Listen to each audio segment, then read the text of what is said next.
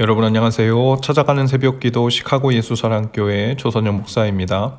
오늘도 변함없는 주님의 은혜와 평강이 저와 여러분의 삶의 종일 풍성하기를 기도합니다. 오늘 말씀은 느헤미야 11장 1절에서 5절까지 말씀입니다. 새번역 성경으로 읽어드리겠습니다. 백성의 지도자들은 예루살렘에 자리 잡았다. 나머지 백성은 주사위를 던져서 10분의 1은 거룩한 성 예루살렘에서 살게 하고 10분의 9는 저마다 자기의 성읍에서 살게 하였다. 스스로 예루살렘에서 살겠다고 자원하는 사람 모두에게는 백성이 복을 빌어주었다. 예루살렘에 자리를 잡은 지방 지도자들은 다음과 같다. 다른 이스라엘 사람들 곧 제사장과 레위 사람과 성전 막일꾼과 솔로몬을 섬기던 종의 자손은 각자가 물려받은 땅인 유다 여러 성읍에서 살고 유다와 베냐민 자손 가운데서 일부가 예루살렘에서 살았다. 유다 자손으로는 아다야가 있다. 그의 아버지는 우시아요. 그 윗대는 스가랴요. 그 윗대는 아마랴요. 그 윗대는 스바디아요. 그 윗대는 마알랄렐이다. 그 윗대는 베레스이다. 그 다음으로는 마아세아가 있다. 그의 아버지는 바룩이요. 그 윗대는 골호세요. 그 윗대는 하사야요. 그 윗대는 아다야요. 그 윗대는 요야립이요. 그 윗대는 스가랴요. 그 윗대는 실로 사람의 아들이다. 아멘. 여기서부터는 예루살렘의 거민 수를 늘리기 위한 조치들이 언급되고 있는데요. 그 이유는 7장 4절에 기록된 대로 당시에 이 예루살렘은 그 성읍은 광대하고 그 주민은 적으며 가옥은 미처 건축하지 못하였기 때문이라고 밝히고 있습니다. 예루살렘에도 이미 많은 지도자들과 상류계층 사람들이 살고 있었지만 그 성읍의 크기에 비하면 그 거주민의 수가 아직도 턱없이 부족했지요. 그리고 이번 하나님 앞에서의 회개와 언약갱신의 시간을 통해서 새롭게 예루살렘의 자리를 잡은 지도자들이 있었습니다. 거기에 한 가지 조치를 더 취했는데 바로 나머지 모든 백성들을 두고 주사위를 던져서 즉 제비를 뽑았다는 말이죠. 그 중에 10분의 1은 예루살렘에 살게 하고 나머지는 각각 자기들이 살던 성읍 즉 각자 조상으로부터 물려받은 땅에 살게 했다고 했습니다. 저자는 거룩한 성 예루살렘이 비록 이방 대적들의 위협이 가장 많았던 곳이긴 했지만 예배 중심지이고 성전이 있는 예루살렘에서 사는 일이 얼마나 복된 것인지를 암시하고 있죠. 또 2절에 보면 스스로 예루살렘에서 살겠다고 자원하는 모든 백성들에게는 그 전체 백성들이 복을 빌어 주었다고 했습니다. 그 말은 백성들 중에 여러 이유로 자신들이 살던 땅을 떠나기 싫어했던 사람들이 있었다는 것이죠. 예루살렘에 거주하기를 원치 않았던 백성들이 적지 않았다는 말입니다. 아마도 여러 이유가 있었을 것이에요. 어떤 사람은 예루살렘은 대적들로부터 침략 위험이 크다고 생각해서 위험을 감수하고 싶지 않아서였을 수도 있습니다. 어떤 사람들은 자신이 대대로 살아오던 땅을 떠나 사는 일이 불편했을 것입니다.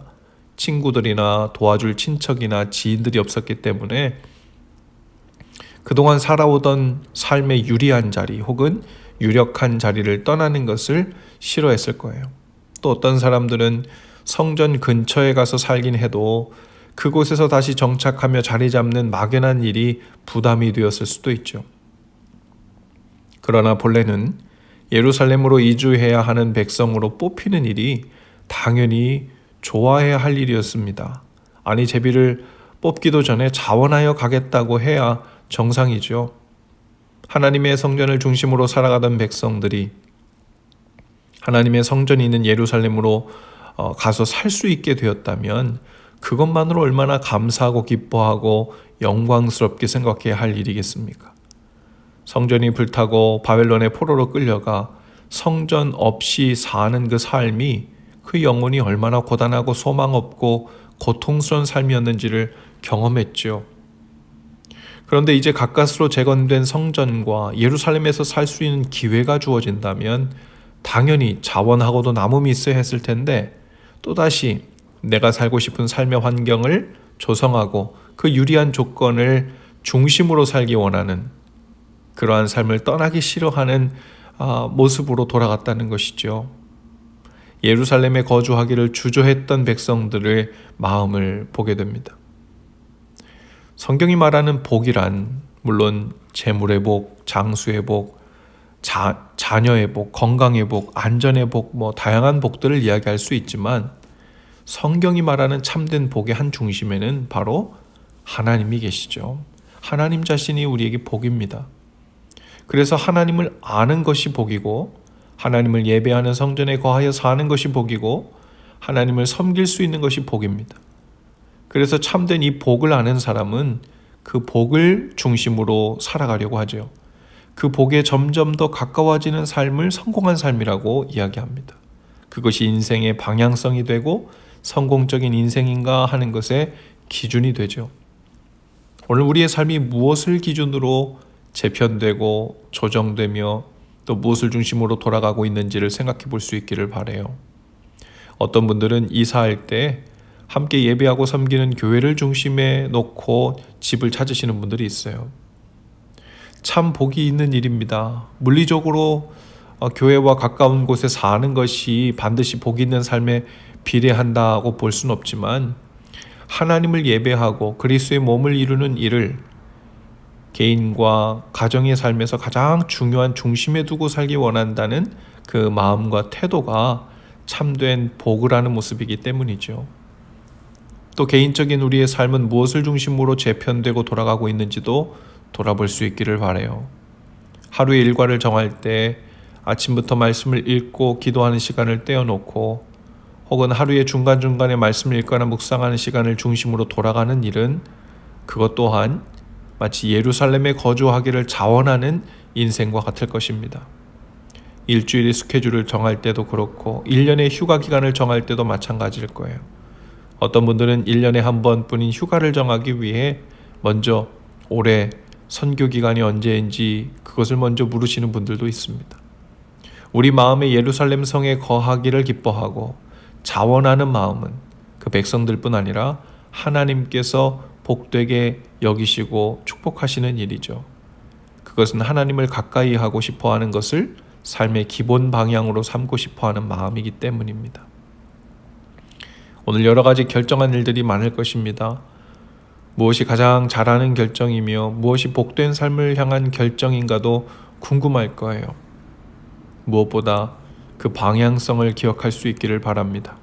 어떤 결정이 내 삶과 가정과 미래를 하나님과 더욱 가까운 곳에서 거주하게 할 것인가? 어떤 결정이 하나님과 신앙생활을 중심에 두고 살도록 하는 결정인가? 또 그 복된 삶을 위해 오늘 내 삶에서는 어느 부분을 주님 가까이로 이주시켜야 하는가? 하나님을 사랑한다고 하면서 또 하나님을 알고 싶고 그 관계가 깊어지기를 바라는 마음이 있다고 하면서도 정작 내 삶을 하나님 가까이로 이주시키려 하지 않는다면, 여전히 내가 좋아하고 살고 싶어하는 삶의 자리에 머물고 싶어 한다면 참된 복이 가까워질 수가 없겠죠. 복을 알아보고 복된 기회를 잡아 자원함으로 우리의 마음을 옮기고 삶의 자리를 옮기고 우리 삶의 중심을 옮기는 일이 우리의 마음의 안팎으로 믿음의 고백으로 나타날 수 있기를 축복합니다. 예루살렘으로 이주하여 살기를 원하는 복이 풍성한 삶 될 수 있기를 주님의 이름으로 축복합니다. 기도합시다. 주님, 참된 복을 알아보고 주님이 계신 가까운 곳으로 삶의 자리를 옮기고 중심을 이동시키며 사는 은혜와 또 결정을 잘할 수 있는 복을 주옵소서. 주님 곁을 지키고 머물기 원하는 삶의 조정이 오늘 하루 중에서도 이루어지게 하시고 물리적인 부분에서도 이루어지게 하시고 인생을 계획하는 일에서도 이루어지게 하옵소서. 특별히 우리의 사랑하는 자녀들이 평생 그들의 예루살렘을 중심으로 거주하게 하시고 또 이주하는 삶이 되게 하옵소서. 예수님 이름으로 기도합니다. 아멘. 여러분, 오늘도 예수 사랑으로 화이팅입니다. 내일 아침에 다시 찾아뵙지요.